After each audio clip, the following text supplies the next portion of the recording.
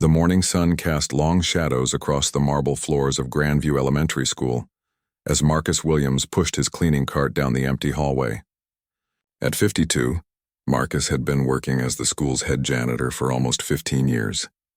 His weathered hands gripped the mop handle with practiced ease, and his kind brown eyes surveyed the spotless corridor with quiet satisfaction. Marcus took pride in his work. Every classroom sparkled under his care. Every window gleamed and every corner was free from dust. The children at Grandview came from wealthy families, attending one of the most prestigious private schools in the city.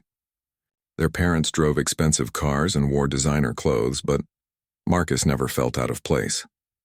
He loved working around children, and despite the obvious differences in their backgrounds, the kids had always treated him with respect.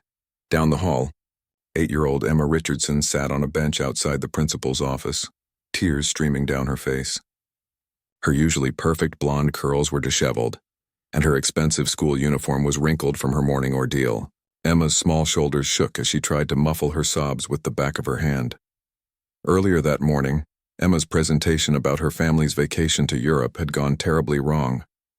When she stood up to speak, her classmates began whispering and pointing. Someone had spread a cruel rumor that Emma's father didn't really love her because he was always traveling for business. The other children laughed when she tried to defend her father, saying he only sent her expensive gifts because he felt guilty for never being home. The teacher had sent Emma to the principal's office not for misbehavior, but because she couldn't stop crying. Now she sat alone, feeling more isolated than ever. Her father was indeed always traveling, running his massive technology company that spanned 3 continents. Her mother had passed away when Emma was 5, leaving her in the care of nannies and housekeepers while her father built his empire. Marcus noticed the little girl immediately as he rounded the corner. He had seen Emma before during his daily rounds, always walking alone, always looking a bit sad despite her expensive clothes and perfect appearance. Unlike the other children who traveled in groups, Emma seemed to exist in her own quiet world. Setting his cart aside, Marcus approached the bench slowly. He pulled a clean handkerchief from his pocket and sat down beside Emma, maintaining a respectful distance. His presence was calm and non-threatening, like a grandfather figure who understood pain without needing explanations. "Rough morning?" Marcus asked, gently offering the handkerchief. Emma looked up, surprised that anyone had noticed her distress. Most adults at school were too busy with their important tasks to pay attention to one upset child. She accepted the handkerchief gratefully and wiped her eyes. "They said mean things about my daddy," Emma whispered, her voice barely audible. Marcus nodded thoughtfully. "People sometimes say things when they don't understand the whole story." "Your daddy, he works hard, doesn't he?" Emma's eyes brightened slightly. "He does, he works really, really hard. But everyone thinks he doesn't care about me because he travels a lot." "I bet he thinks about you every day when he's traveling," Marcus said with certainty.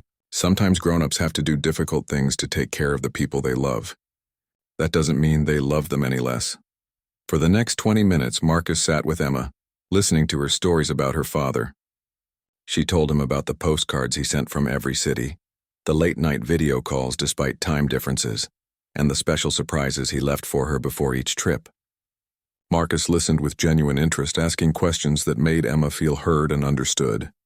"You know what I think?" Marcus said as Emma's tears finally stopped. "I think your daddy is lucky to have such a smart, kind daughter who understands how hard he works." Emma smiled for the first time that morning. "Do you really think so?" "I know so," Marcus replied with a warm smile. "And I bet when he comes home he's going to want to hear all about what you've been learning at school." The bell rang, signaling the end of the morning break. Emma stood up, feeling significantly better than she had in hours. She carefully folded Marcus's handkerchief and tried to hand it back. "You keep it," Marcus said. "Sometimes we all need a little reminder that someone cares." As Emma walked back to class, she felt a warmth in her chest that had nothing to do with the handkerchief in her pocket. For the first time in months, she felt truly understood. Marcus had listened to her without judgment, believed in her father's love without question, and treated her like she mattered. Marcus watched Emma disappear into her classroom before returning to his cart. He didn't think much about the encounter, seeing it simply as part of his job. In his mind, caring for the children's emotional well-being was just as important as keeping their school clean. What Marcus didn't know was that Emma's father, David Richardson was scheduled to return from his latest business trip that very afternoon. David had built Richardson Technologies from a small startup into a global powerhouse worth billions of dollars. His success had come at a personal cost, requiring him to travel constantly and miss many important moments in Emma's life. David loved his daughter more than anything in the world, but he struggled to balance his responsibilities as a CEO with his role as a single father. Every business trip was a painful reminder of the time he couldn't spend with Emma, yet he continued pushing forward, believing that his success would ultimately provide her with the best possible future. That evening, as David's private jet touched down at the airport, he had no idea that his daughter had experienced both heartbreak and healing in a single morning. He had no way of knowing that a humble janitor had provided Emma with exactly the kind of understanding and compassion she needed most. Emma, meanwhile, spent the rest of the school day thinking about her conversation with Marcus. His simple act of kindness had shifted something inside her, giving her a new perspective on her father's absence and her own worth. She couldn't wait to tell her daddy about the nice man who had listened to her and understood why her father's work was so important. As the school day ended and Emma climbed into the car that would take her home, she clutched Marcus's handkerchief tightly. She had found an unexpected friend in the most unlikely place, and somehow, that made everything else feel a little bit brighter. The stage was set for a meeting that would change everything, though neither Marcus nor David could have imagined how a simple gesture of kindness would soon capture the attention of one of the most powerful men in the country. David Richardson's black limousine pulled through the wrought iron gates of his estate just as the sun began to set. The sprawling mansion, with its perfectly manicured gardens and imposing stone facade, stood as a testament to his incredible success.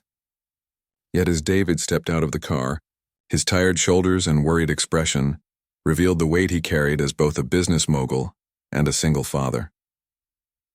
The 3-week business trip to Asia had been crucial for expanding Richardson Technologies into new markets, but every day away from Emma felt like a small betrayal.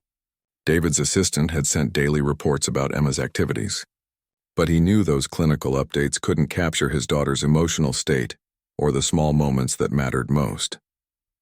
Inside the grand foyer, Emma's nanny, Mrs. Chen, greeted David with her usual professional smile. Mrs. Chen had been with the family for 2 years, and while she was competent and kind, David could see that Emma needed more than just supervised care. "How has she been?" David asked, loosening his tie as he climbed the marble staircase toward Emma's room. "She had a difficult morning at school yesterday," Mrs. Chen replied carefully. Something upset her quite badly, but by the afternoon she seemed much better. "She's been talking about someone named Marcus who helped her." David paused on the stairs. "Marcus? I don't recognize that name. Is he a new teacher?" "I'm not sure, sir. She just mentioned that he was very kind to her and gave her a handkerchief." David continued up the stairs, his concern growing. Emma's room was at the end of the hallway, decorated in soft pastels with expensive furniture and toys that most children could only dream of. Despite the luxury, the room often felt too quiet, too perfect, lacking the chaos and warmth that should fill a child's space. Emma was sitting at her desk, carefully working on homework when David knocked softly on her door. The moment she saw him, her face lit up with pure joy. "Daddy!" Emma rushed into his arms, and David felt the familiar mix of relief and guilt that accompanied every homecoming. She felt so small in his embrace, reminding him of how much growing up he was missing. "I missed you so much, sweetheart," David whispered into her hair. "How's my brilliant girl been?" As they sat on Emma's bed, she began telling him about her weeks at school, her voice animated and excited. But when she mentioned the incident from the previous day, David's attention sharpened. "Some kids said you don't really love me because you're always traveling," Emma said matter-of-factly, as if she had processed the hurt and moved beyond it. "They said you just send me presents because you feel bad." David's heart clenched. This was his greatest fear realized, that Emma would begin to doubt his love because of his absence. He started to formulate an explanation, an apology, but Emma continued talking. "But then Mr. Marcus found me crying, and he explained everything perfectly. He said sometimes grown-ups have to do difficult things to take care of the people they love, and that doesn't mean they love them any less. He said you probably think about me every day when you're traveling." "Mr. Marcus?" David asked, intrigued by this mysterious figure who had apparently comforted his daughter. He's the janitor at school. But he's really nice, Daddy. He listened to me and asked questions about you. And he said you were lucky to have a daughter who understands how hard you work. Emma's eyes sparkled as she recounted the conversation. David was stunned. In all his years of hiring the best counselors, therapists, and educators to help Emma cope with their situation, it had been a school janitor who provided the understanding she needed most. Someone who saw past her expensive clothes and privileged lifestyle to connect with a hurting child. He gave me his handkerchief, Emma continued, pulling the carefully folded cloth from her desk drawer. And he said sometimes we all need a reminder that someone cares. David examined the simple white handkerchief, clean but obviously well used, with the initials MW embroidered in blue thread. This small piece of fabric had provided his daughter more comfort than all his expensive gifts combined. "Tell me more about Mr. Marcus," David said gently. Emma described Marcus in detail, his kind eyes, gentle voice, and the way he made her feel heard and understood.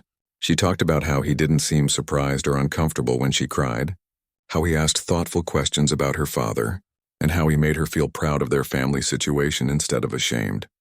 That night, after Emma fell asleep, David found himself pacing his study.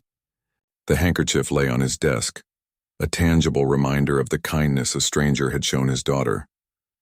David realized he knew nothing about the people who worked at Emma's school beyond the teachers and administrators. He had written checks for the school's various fundraisers and attended mandatory parent meetings, but he had never considered the support staff who interacted with the children daily. The next morning, David made an unusual decision. Instead of having his driver drop Emma off at the usual entrance, he decided to walk her into the school himself. Emma was delighted by this unexpected change in routine, chattering happily as they walked through the hallways. "There he is," Emma exclaimed, pointing down a corridor where Marcus was replacing a burned-out light bulb. David observed the man who had comforted his daughter. Marcus appeared to be in his early 50s, wearing a neat uniform and moving with quiet efficiency. His face was kind and weathered, suggesting someone who had worked hard throughout his life but maintained a gentle spirit. As they approached, Marcus looked up and smiled warmly at Emma. "Good morning, Miss Emma. How are you feeling today?" "Much better, thank you," Emma replied, beaming. "Mr. Marcus, this is my daddy. He came back from his trip." Marcus climbed down from his ladder and extended a work-worn hand to David. "Mr. Richardson, I'm Marcus Williams. It's a pleasure to meet you." David shook Marcus's hand, noting the firm grip and direct eye contact. "Mr. Williams, I understand you helped Emma through a difficult situation yesterday." "I can't tell you how grateful I am." Marcus looked slightly embarrassed. "It was nothing special, sir.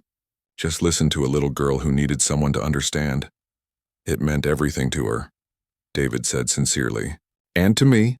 The bell rang and Emma hugged both men before running off to class. David watched her go, then turned back to Marcus, who was preparing to return to his work. "Mr. Williams, would you have time to talk sometime? Perhaps over coffee?" Marcus looked surprised. "Of course, Mr. Richardson, I take my lunch break at noon." As David left the school that morning, his mind was already forming plans.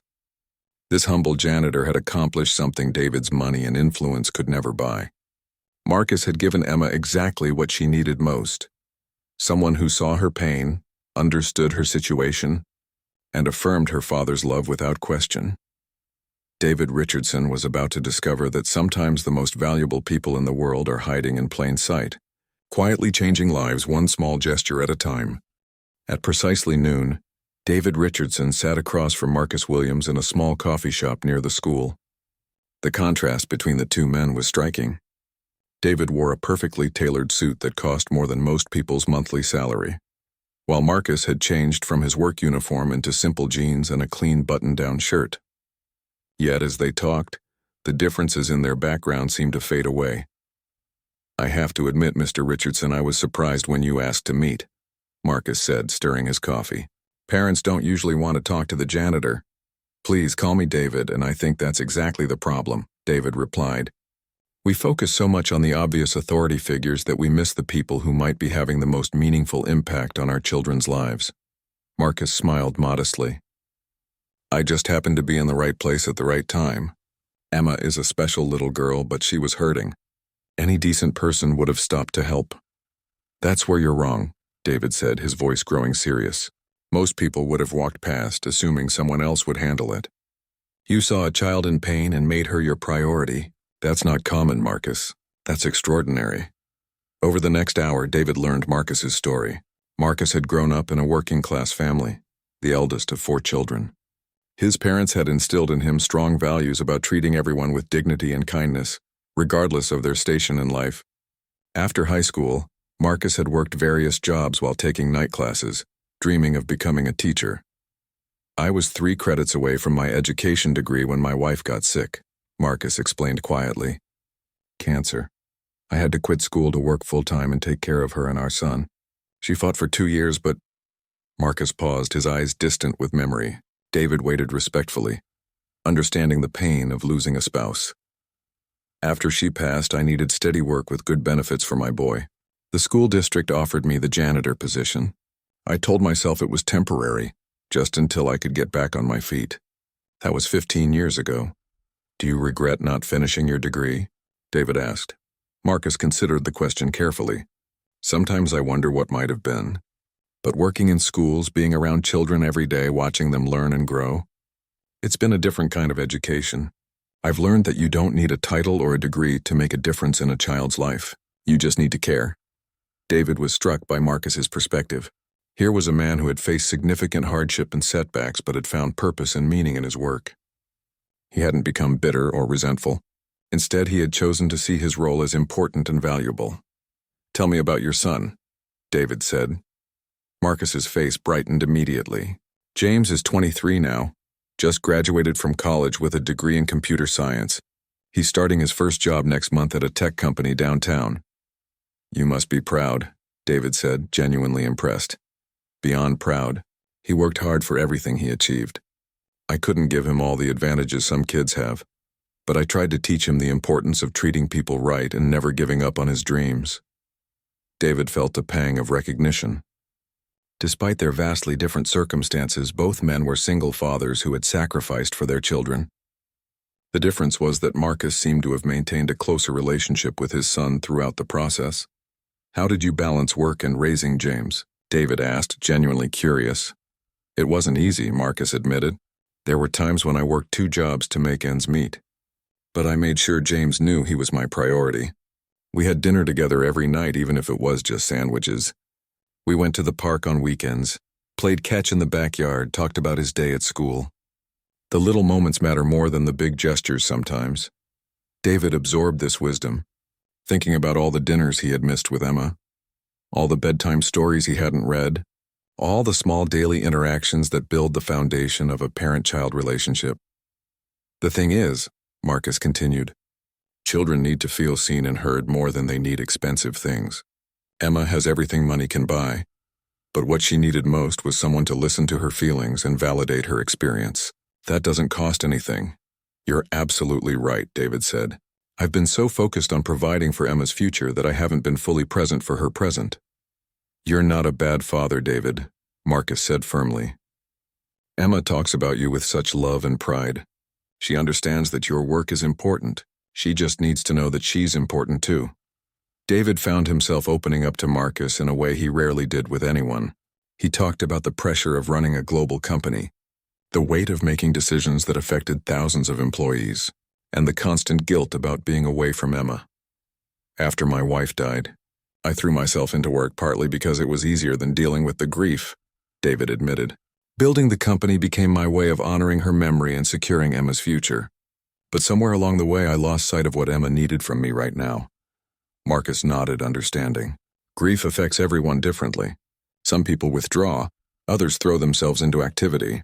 There's no right or wrong way to handle it, but at some point we have to figure out how to live again, not just survive. As their conversation continued, David realized he was talking to someone with genuine wisdom gained through life experience. Marcus had faced financial struggles, personal loss, and the challenges of single parenthood. Yet he had emerged as a man of character and compassion. Marcus, I have to ask you something, David said as they prepared to leave. Are you happy with your life? Do you ever wish things had turned out differently? Marcus was quiet for a long moment, considering his answer carefully. I've learned that happiness isn't about getting everything you planned for. It's about finding meaning in what you have and making the best of your circumstances. I may not be teaching in a traditional classroom, but I get to interact with hundreds of children every year. I've comforted scared kindergartners, encouraged struggling students, and watched kids grow from nervous 5-year-olds into confident young adults. That's not a consolation prize, David. That's a privilege. David was humbled by Marcus's perspective. Here was a man who had every reason to be bitter about missed opportunities and unfair circumstances. Yet he had chosen gratitude and purpose instead. As they parted ways, David shook Marcus's hand with newfound respect. Thank you for this conversation, Marcus. And thank you for what you did for Emma. It meant more than you know. Thank you for taking the time to really listen to what happened, Marcus replied. Most parents would have just said thank you and moved on. The fact that you wanted to understand shows me that Emma is lucky to have you as her father. Walking back to his office, David's mind raced with new insights about fatherhood, success, and what truly mattered in life. His encounter with Marcus had opened his eyes to a different way of thinking about his role as Emma's father and his responsibilities as a leader and member of his community. The weeks following David's conversation with Marcus brought significant changes to the Richardson household. David began restructuring his schedule, delegating more responsibilities to his capable executive team, and making a conscious effort to be more present in Emma's daily life. He started having breakfast with her every morning before school, and made it a point to be home for dinner at least 4 nights a week. Emma noticed the changes immediately. Her father seemed more relaxed, more engaged, and genuinely interested in the details of her day. They established new routines together, including a bedtime story ritual that had been absent for too long. David found himself rediscovering the joy of simply being Emma's dad, rather than constantly worrying about providing for her future. During one of their evening conversations, Emma mentioned that she had been looking for Marcus at school but hadn't seen him for several days. Maybe he's sick, Emma said with concern. He seems like someone who never misses work unless something's really wrong. David made a mental note to check on Marcus. The janitor had made such a profound impact on his perspective that David felt a genuine concern for his well-being. The next day, David called the school's main office to inquire about Marcus's absence. The secretary, Mrs. Patterson, seemed surprised by his question. "Mr. Williams has been out for a week now," she explained. "We received a note saying he had a family emergency, but we haven't heard any details. It's very unusual for him. In 15 years, Marcus has never missed more than a day or two." David felt a growing worry. He remembered Marcus mentioning his son James and wondered if something had happened to him. After some internal debate, David decided to visit Marcus at his home address, which he obtained through a discreet inquiry. Marcus lived in a modest 2-story house in a working-class neighborhood about 20 minutes from the school. The house was small but well-maintained, with a neat front yard and flower boxes under the windows that showed the same care and attention Marcus brought to his work. When Marcus answered the door, David was shocked by his appearance. The usually composed janitor looked exhausted and worried. His clothes were wrinkled, his hair disheveled, and his eyes carried the weight of someone dealing with serious stress. "David," Marcus said, clearly surprised. "What are you doing here?" "Emma mentioned you hadn't been at school and I was concerned," David replied honestly. "Is everything all right?" Marcus hesitated for a moment, then stepped aside to let David in. The interior of the house reflected Marcus's character, simple but clean, filled with family photos and books. David noticed several pictures of a young man who was clearly Marcus's son, James. "James was in an accident," Marcus said quietly, gesturing for David to sit on the worn but comfortable sofa. "A drunk driver hit him while he was walking home from work last week. He's alive, but—" Marcus's voice broke slightly. "He has a serious head injury. The doctors say the next few weeks will be critical. The medical bills are already overwhelming and I've used up all my sick days and vacation time. I don't know how I'm going to manage everything." David felt his heart sink. Here was a man who had spent his life caring for others, now facing the worst nightmare any parent could imagine. The irony wasn't lost on him that Marcus, who had such wisdom about parenting and priorities, was now struggling with the very real consequences of not having enough resources during a crisis. "What can I do to help?" David asked immediately. Marcus shook his head. "I appreciate the offer, but this isn't your problem. I'll figure something out." "Marcus, you helped my daughter during one of her most difficult moments. You gave her exactly what she needed when she was hurting. Please let me help you now." David spent the next hour learning about James's condition and the family's situation. James was in the intensive care unit at City General Hospital, requiring round-the-clock monitoring and specialized care. The medical expenses were mounting quickly, and Marcus's basic health insurance covered only a fraction of the costs. "I've been sitting with him every day," Marcus explained. "The doctors say it's important for him to hear familiar voices, that it might help his recovery. I can't bear the thought of him waking up alone." David was moved by Marcus's dedication to his son. He could see the same qualities that had made Marcus such a comfort to Emma, his unwavering commitment to being present for someone who needed him. "I have an idea," David said, "but I need you to trust me and let me help without arguing." Over the next few days, David quietly mobilized his considerable resources. He contacted the hospital's billing department and arranged to cover all of James's medical expenses. He also hired the best neurological specialists in the city to consult on James's case, ensuring he received the most advanced treatment available. But David didn't stop there. He arranged for a comfortable hotel room near the hospital for Marcus, so he could rest properly between visits with James. He also established a meal delivery service to ensure Marcus was eating regularly during this stressful time.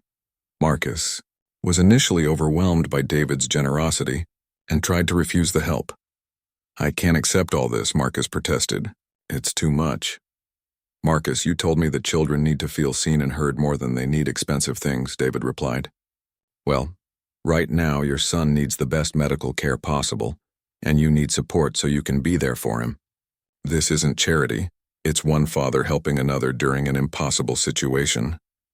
David also made sure that Marcus's job at the school remained secure, speaking personally with the principal to ensure that Marcus's position would be waiting for him when he was ready to return. After a week of intensive treatment with the specialist team David had assembled, James began showing signs of improvement. His brain swelling decreased and he started responding to verbal commands. The doctors were cautiously optimistic about his recovery. During one of David's visits to the hospital, he found Marcus sitting beside James's bed, reading aloud from a book about computer programming, one of James's interests. "The doctors say he might be able to hear me," Marcus explained. "I figure if he can hear, he'd rather learn something new than listen to me ramble." David smiled at this. Even in the midst of his own crisis, Marcus was thinking about what would be best for someone else. "How are you holding up?"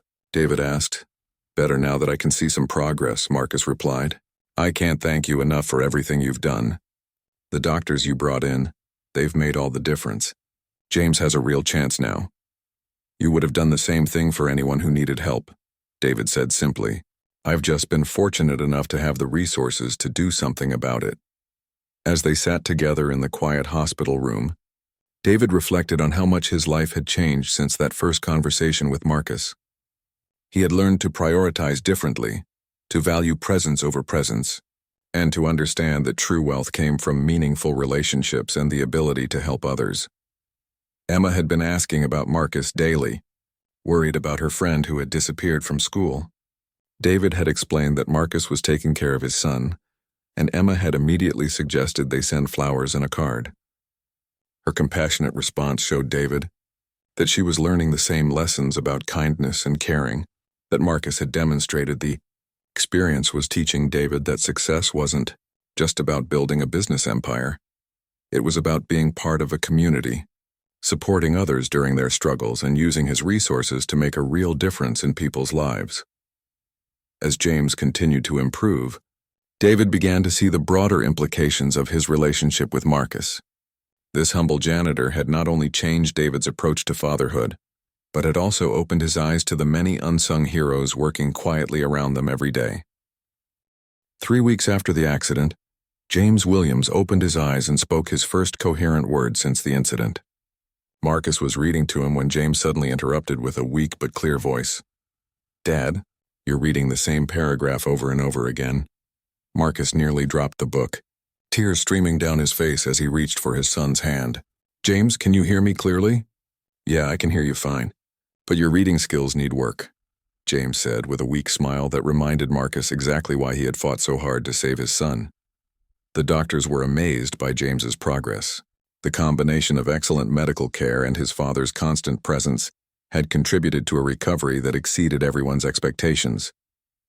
While James would need months of rehabilitation, the doctors were confident he would make a complete recovery. David was at the hospital within an hour of receiving Marcus's call about James's improvement. When he walked into the room, he found Marcus sitting beside his son's bed, both men laughing about something James had said. "Mr. Richardson," James said, his voice still weak but his mind clearly sharp, "my dad has told me so much about you. Thank you for everything you've done for our family." David was struck by James's immediate gratitude and clear intelligence. Despite having just regained consciousness after a serious brain injury, James was already thinking about others rather than focusing on his own situation. "Your recovery is thanks enough," David replied. "I'm just glad you're okay." Over the following days, David spent considerable time at the hospital, getting to know James and observing the relationship between father and son. He was impressed by their easy communication, their mutual respect, and the way they supported each other through this difficult time. James had studied computer science and had been working as a junior programmer at a mid-sized technology company before his accident.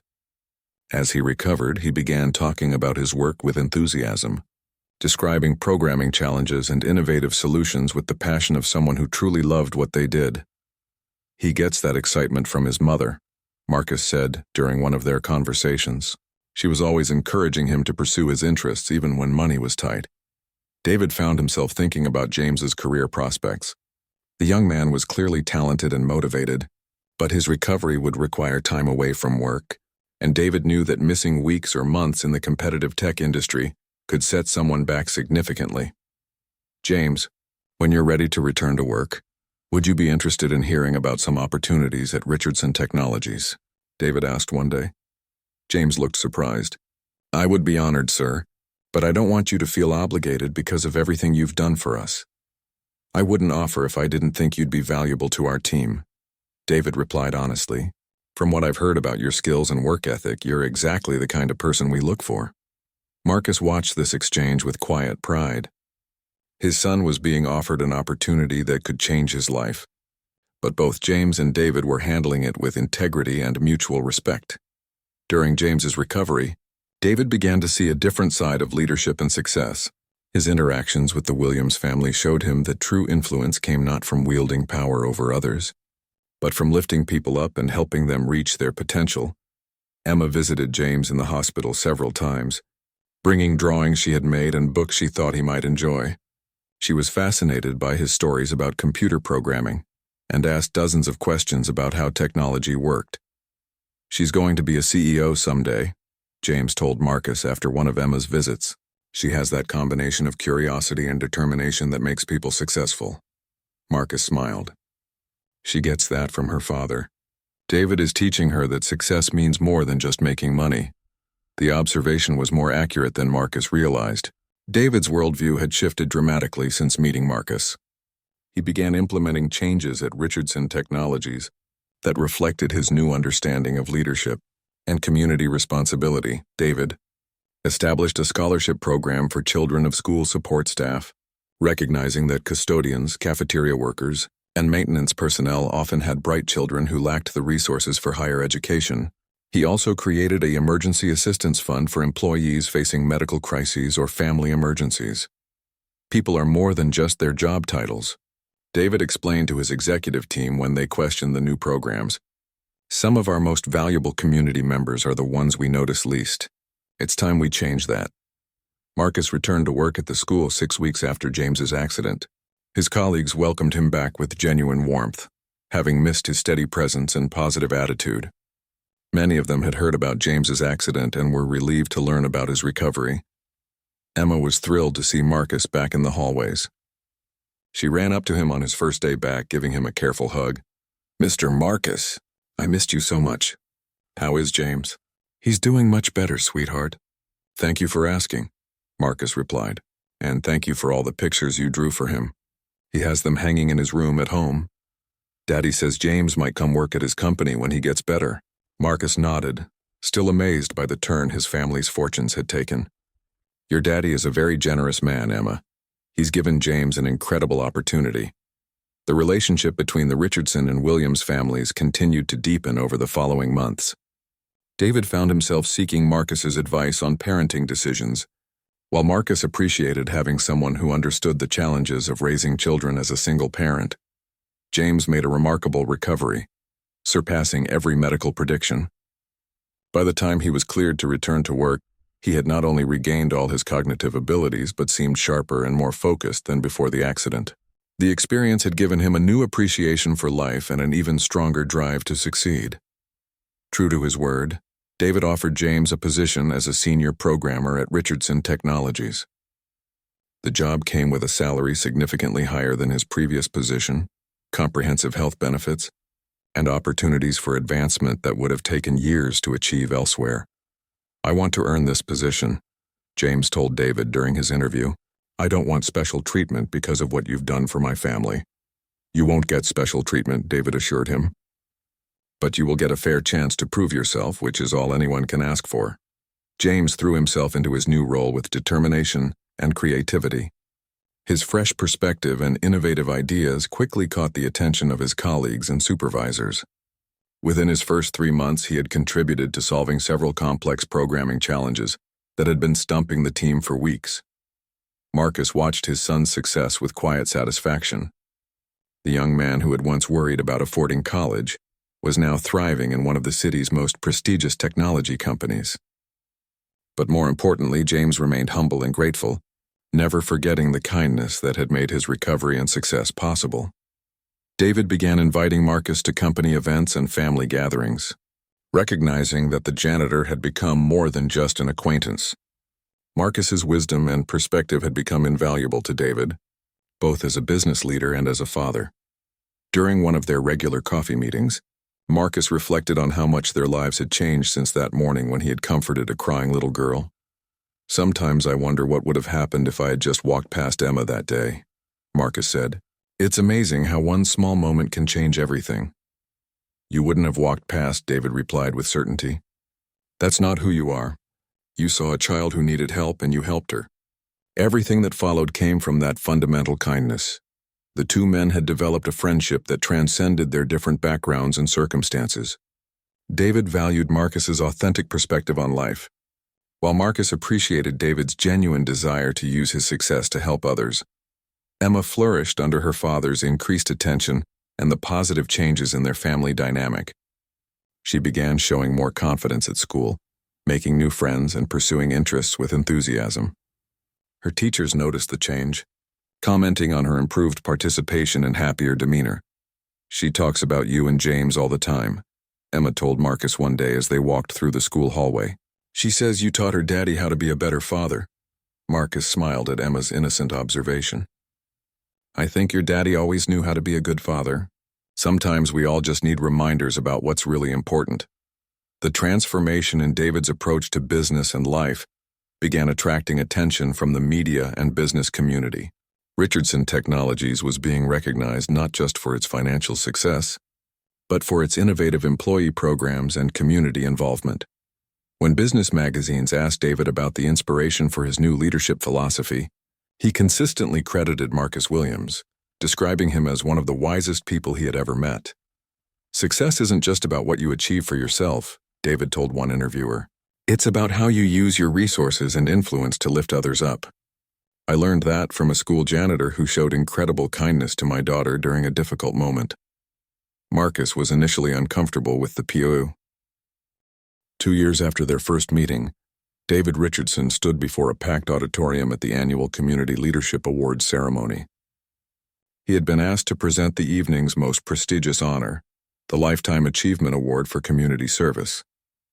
As he looked out at the audience filled with local dignitaries, business leaders, and community volunteers, his eyes found Marcus Williams sitting in the third row, looking uncomfortable in his best suit. "Ladies and gentlemen," David began, "tonight we honor someone who embodies the very best of what it means to serve others. This person has spent decades quietly making a difference in the lives of children, asking for nothing in return except the satisfaction of knowing he helped someone who needed it.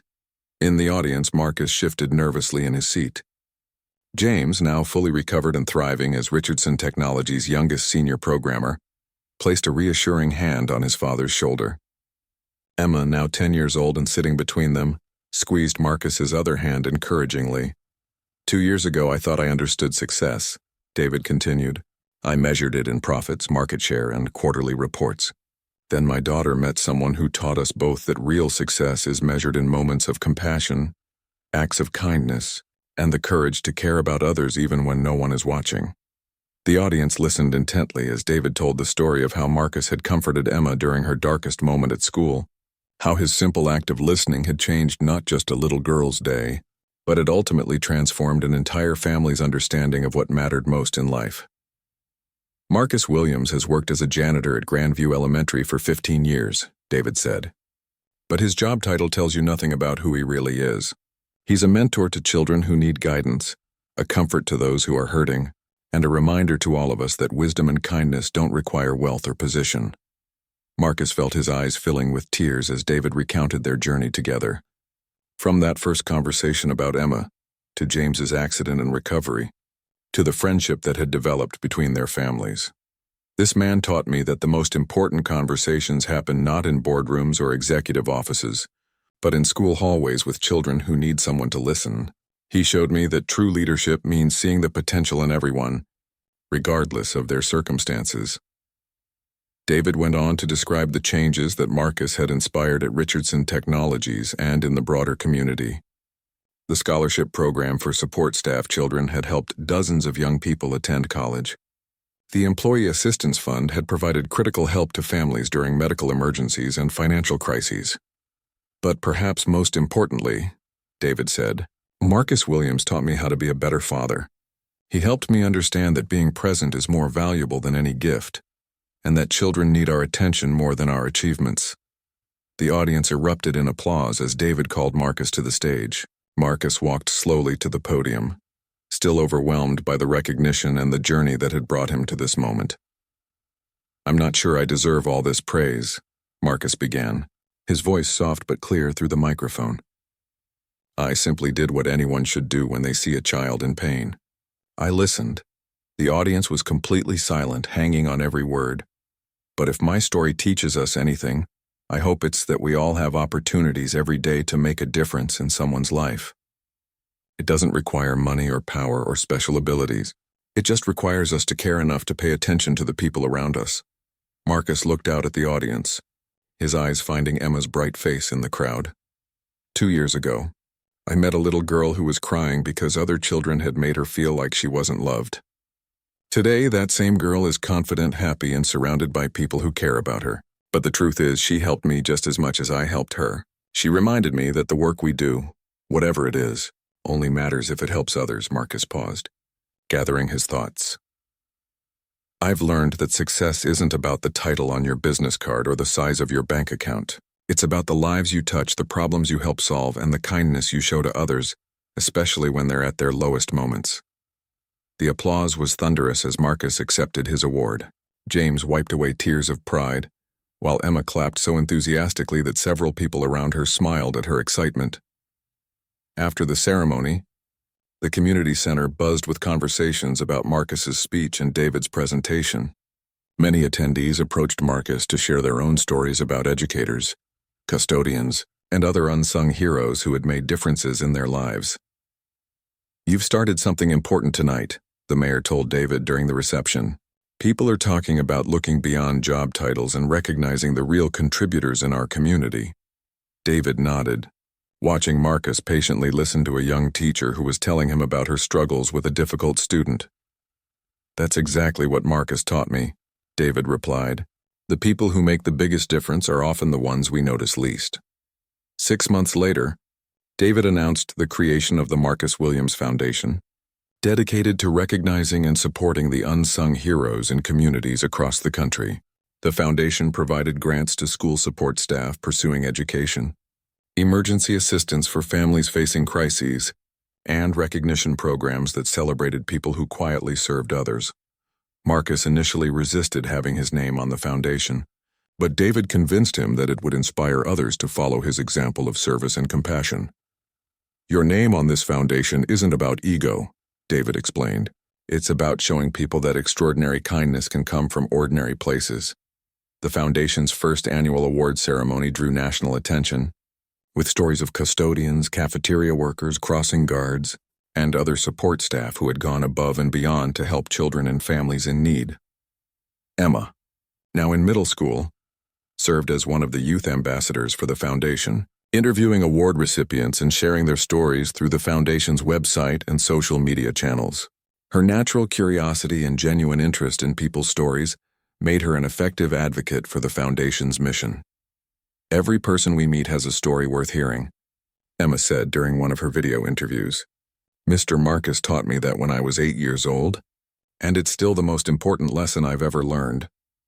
James continued to excel at Richardson Technologies, eventually being promoted to lead the company's artificial intelligence development team. He used his position to mentor other young programmers and regularly volunteered at local schools to teach coding to underprivileged students. My father always told me that success means lifting others up, James said during a presentation at a technology conference. Every opportunity I've been given carries the responsibility to help others reach their potential too. Marcus remained at Grandview Elementary, though David had offered him numerous opportunities to leave his janitorial position for roles with higher pay and status. Marcus politely declined each offer, explaining that he loved his work and the daily interactions with children. "This is where I belong," Marcus told David during one of their regular coffee meetings. "Every day I get to see kids learn and grow. I can't imagine a better job than that." 5 years after their first meeting, the friendship between the Richardson and Williams families had become a model for how relationships can transcend social and economic boundaries when built on mutual respect and genuine caring. Emma, now 13, and showing early signs of the leadership qualities both men had recognized in her, often reflected on how a simple act of kindness had changed not just her own life, but the lives of everyone around her. "It's funny," she told Marcus one day as they walked through the school hallway together. "You helped me when I was sad, but I think helping me made you and Daddy happy too." Marcus smiled at her insight. "That's the thing about kindness, Emma. When you give it away, it comes back to you multiplied. Your tears that morning led to so many good things for so many people. Do you think other people can learn to do what you did?" Emma asked. "I think everyone has the capacity for kindness," Marcus replied. "They just need to remember to use it. Sometimes we get so busy with our own problems that we forget to notice when others are hurting. But if we pay attention and care enough to help, amazing things can happen." As they reached Emma's classroom, she turned to give Marcus a quick hug, just as she had done hundreds of times over the past 5 years. "Thank you, Mr. Marcus, not just for that day when I was crying, but for showing all of us how to be better people." Marcus watched Emma join her classmates, her confidence and kindness evident in every interaction. The little girl who had once sat alone, crying about her father's love, had become a young woman who understood that love is shown through actions. Kindness is a choice, and everyone has the power to make a difference in someone else's life. The janitor's small gesture had indeed caught the attention of a billionaire father, but more importantly, it had created a ripple effect of compassion that continued to spread throughout their community and beyond. In helping one crying child, Marcus Williams had reminded everyone around him of the profound impact that simple human kindness can have when offered at just the right moment.